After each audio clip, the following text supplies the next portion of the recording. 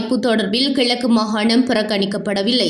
எமது அரசாங்கம் மற்றைய அரசாங்கங்கள் போல் அல்லாமல் அனைத்து திணைக்களங்களையும் சுதந்திரமாக வேலை செய்ய இடமளித்துள்ளோம்.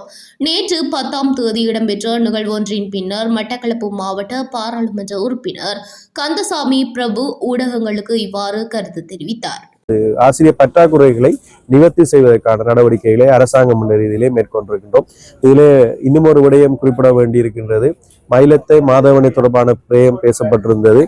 தெரியும், அதிலே 3000 ஏக்கர் பெறுமதியாக காணிகளை நாங்கள் விடுவிப்பதற்கு தயாராகி கொண்டிருக்கின்றோம். அதிலே முதல் கட்டமாக மகாவலி அதிகார சபைக்கு சொந்தமான 1400 ஏக்கர் காணிகளை வெகு விரைவாக நாங்கள் விடுதலை செய்ய தயாராக இருக்கின்றோம். அதற்கான நடவடிக்கைகள் இப்போது ஆரம்பிக்கப்பட்டு நடைபெற்றுக் கொண்டிருக்கின்றன.